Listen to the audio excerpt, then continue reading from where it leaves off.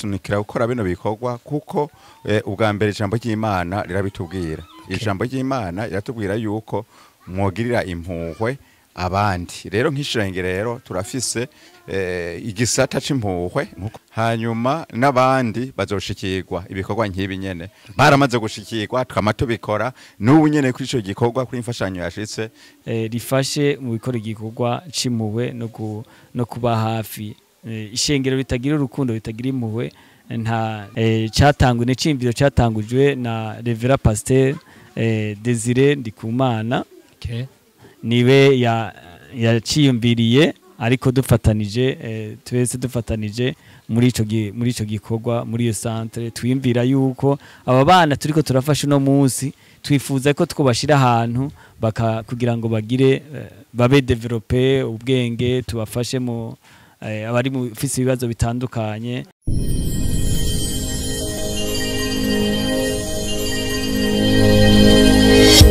Bakunzi ba Ciyo Media turamutse cyane yabagate mu cyacu Burundi canke abakujya amazi reka tufuriza amahoro y'Imana mugire aho mubaho nandi dusanga ibigana vy'akataraboneka Ciyo Media ibanga ry'abatunzi nkuko mubona ku masikini yanyu turi kumwe na Pasteur aho twazindutse twerekeza mu Cibitoke neza na neza muri commune Buganda aho twazina imihogo dasanzwe igagwa c'ubugwa neza cyo gukorwa n'ishengero Pasteur agiye kutubwira rero twagoma tumekaze idondera abakunzi ba Ciyo Media yongere idondore n'abadukurikirana turagwaye kaze Pasteur. Ego murakoze cyane gose de Revera Pasteur ntaho bari Luc akabari cewe ndongo ishengero ry'umunyanazareti mu rwego rw'igihugu. Hanyuma iri shengero sijapfuba ni cyakera cyane yatanguye 1895 ku isi yose ariko ryashitse ngaha mu Burundi iwacu 2005 ryemegwa n'ubutegetsi tariki 16 z'ukwa gatatu 2006. Kuva ico gihe rero twaciye tubandanya imirimo y'Imana nkuko dufise isingano ryo guhindura amahanga. Ego hanyuma kandi turi kumwe n'umupastori kumbe namwe arivuga ajejwe igikorwa c'impuhwe kumbure araza kuvuga. Tukwibajije ngaho nyene Pasteur mbega niki cyatumye uyu munsi muza gukora igikorwa kidasanzwe mbega mwotubwira neza kugira ngo abantu batahure impamvu uyu munsi nabonye impuzu n'ibindi bitandukanye niho mutima ubasunikira gukora ico bikorwa. Yego cyane gose umutima uradusunikira gukora bino bikorwa kuko ubwa mbere ijambo ry'Imana rirabitubwira. Ijambo ry'Imana iratubwira yuko mwogirira impuhwe abandi. Rero nk'ishengero turafise igisata c'impuhwe nkuko naberezo bijejwe arahari. Hanyuma kino gikorwa rero ati caje gute catanguye gute turafise umurundi umukozi w'Imana ari mu gihugu ca Canada muri Montreal. Niwe yafashije bino bikorwa ni Reverend Desire Ndikumana niyo akorera nk'umukozi w'Imana yari yumviriye rero kwishengero ry'umunyanazareti ngaha mu Burundi. Hanyuma arashobora kuronka ibi bintu mwaronse kugira bifashe abanyeshengero. Niwe yarongitse ako kaganuke kugira ngo gashobye gufasha urugwaruka rw'u Burundi. Ego cyane gose. Ego kuko nanone ava muri intara ya Cibitoke. Ni igikorwa ciza kandi cy'ubutwari. Mwebwe rero nk'abarongozi b'ishengero n'uyuhe mwavyakiriye gute mubonye umuntu avuka mu ntara ya Cibitoke aje gufasha urwaruka kugira ngo ashobore kubafasha muri kimwe na kiriya? Twebwe umuntu wese afise shaka, umuntu wese afise ico yokunganira mu gukuza ubwami bw'Imana, mu guteza imbere ubwami bw'Imana, turamuha kaze biratunezera. Rero natwe rero twaranezerewe kumva kino gikorwa ariko arafasha ngaha mu gihugu cyacu Burundi. Yego. Nakahe kamo mwoterera abandi bantu kugira ngo bashobore kugira kugwa nk'iki abandi biko barakora? Akamo twotera abandi nuko twogira uwo mutima w'impuhwe kuko uwo mutima w'impuhwe nuwo ijambo ry'Imana ridusaba. Yesu Kristo yaravuze ati mwiteho abandi mugirire impuhwe mugenzi wanyu. Rero ntera akamo uwo ari we wese umukristo umurundi wari we wese ko twogiranira impuhwe nk'abarundi kumbure n'abandi bose. Uyu munsi nivyo hari amashengero atari make mu Burundi mbega naho nikiye gituma badashaka gukora igikorwa nk'iki nacu muri ko murakora? urumva kumbure biravana n'intumbero canke imigambi baba bafise ariko ndazi amashengero menshi abikora mu Burundi ari menshi abikora atabikora nayo no kubatera intege igihe bariko barabona n'abandi bakifatanya n'abandi muri kindi gikorwa ciza. Mbega hari ibundi burere mushobora gufasha bundi mwiteguye gufasha kugira ngo igikorwa gibane gitera imbere? Mu bisanzwe ishengero ryacu ramaze gushika mu ntara zirenga 5 rero anye mu Cibitoki ni intara imwe hanyuma n'abandi bazoshikirwa ibikorwa nk'ibi nyene baramaze gushikirwa twamato bikora n'ubu nyene kuri ico gikorwa kuri imfashanyo yashitse n'abandi bazoshikirwa kandi ivyo dukora ntitubiha gusa abanyeshengero bacu n'abandi bo mu babanyi barashobora gushikirwa. Jewe bayita Claude Nduwimana nkaba ndongoye igisata c'impuhwe mu ishengero ry'Umunyanazareti. Turafise igisata c'impuhwe dukora imigambi itandukanye yo gufasha mu kibano n'abafise n'abari mu bibazo bitandukanye. Twarafashije ahatandukanye mu biza bitandukanye. Mbona wambaye agapira kanitse ngo Church of the Nazarene. Mbega nishira hamwe canke ni civugo c'isengero? Iri ni ishengero ry'Umunyanazareti, Church of Nazarene. Inyuma hariko igicapo c'impuhwe. Ego rero c'impuhwe ni igisata nsanzwe nkoreramo nsanzwe ndongoye mu gihugu kijeje kugira gukora imigambi no kugira no kwimvira ibijanye n'impuhwe.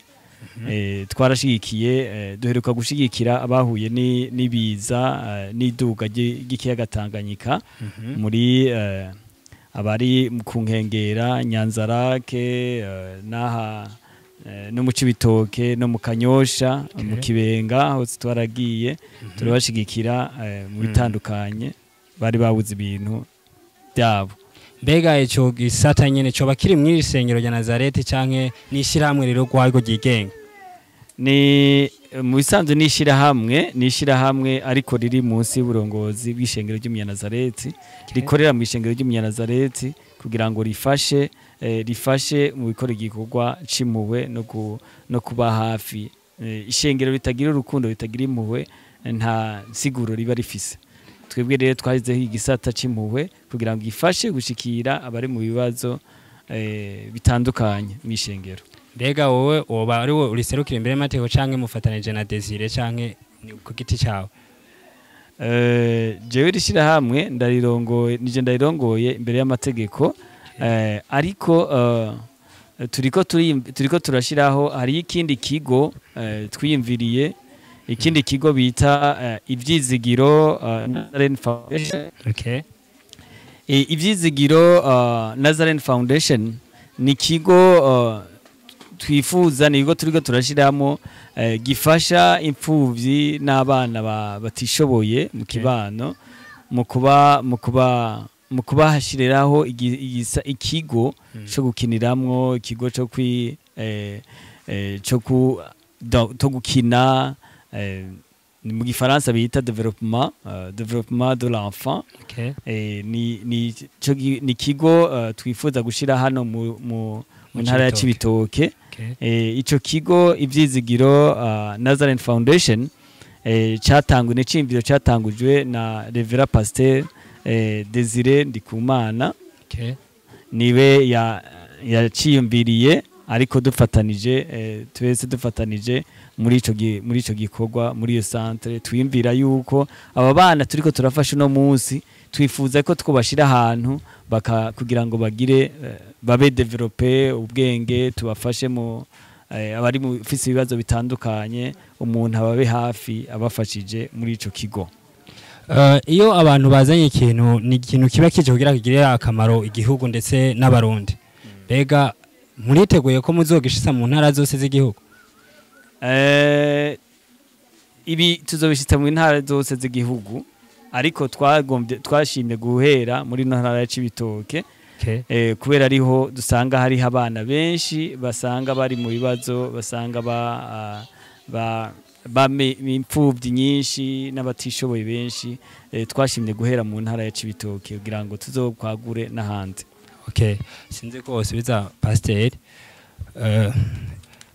Pasiteri weje kutubwira impamvu mwaje gukora iki gikorwa, mbega mugitangura kugikora mwatubwiye ko ari icyumviro ca Desire ari muri Canada, mbega izihe ntambamye muhura nazo iyo muri ko mukora igikorwa nk'iki? Okay, murakoze cyane gose. Ego nuvuga ko Desire bitanguje nababwiye yuko ijambo ry'Imana rirabivuga, ribitubwira, rirabidusaba ko dutegereza kubikora. Hanyuma rero tugiye ku ijambo kubyerekeye intambamyi, burya gikorwa cyose kiragira intambamyi. Igikorwa ciza kiragira intambamyi. Intambamyi rero se yindi nuko usanga ivyo turonse, ivyo tuze gutanga ugasanga ni bike kuba bikeneye. Umva byari kuba byiza ko duha abantu bose ariko ntibikunda. Rero uca usanga uburyo atari kirenga cyane gose mu byo turonse kugira dushoboye gushikira abishengero n'abandi batari bishengero. Iyo ro ni intambamye. Musaba iki kugira ngo iyo ntambamye ko mufise umutima w'impuhwe wo gufasha abarundi bafise amikoro make, mbega nahamwe dodora kugira ngo mushoboye gukora byinshi bishoboka binini? Ego ukudodora ubwa mbere twe dodora ijuru. Turasenga Imana. Imana igakoresha abantu. Erega n'abanyene ni Imana yabakoresheje. Umva twe twandika makete ngo turakeneye kugira ibi nibi turasenga Imana kumbure tukavuga utubazo dufise hanyuma abafise umutima bakarebo bakora. Nuko tujya ku musozo nibaza turangiza, mbega muriteguye neza ko ivyo muri ko murakora ko bigiye gushikira abarundi bose bakumva bafise umunezero, mbega iyo muri ko muraho tuganuke mubona bavyakira gute? Okay, ubwa mbere hoho iyo bariko barakirwa tuganuke n'ibindi bikorwa turiko turakora by'impuye mu Burundi bavyakira neza, barabishima. Abarundi bafite umutima ushima uko biri kose, barashima. Rero intego nuko twobikora ni mu gihugu cyose, ni mu gihugu cyose, niyo ntego yacu. Imana bahezagira. Okay, murakoze cyane bakunzi ba Cibo Media, tubashimira ko mudusiba kudukurikirana buri munsi. Rero uyu munsi nkuko mubibona twari mu Cibitoke aho kumwe n'abapasiteri ko atubwira ikorwa bakoze cy'ubutwari, ikorwa c'impuhwe. Rero tubabwira ngo naho butaha ko kindi kiganiro.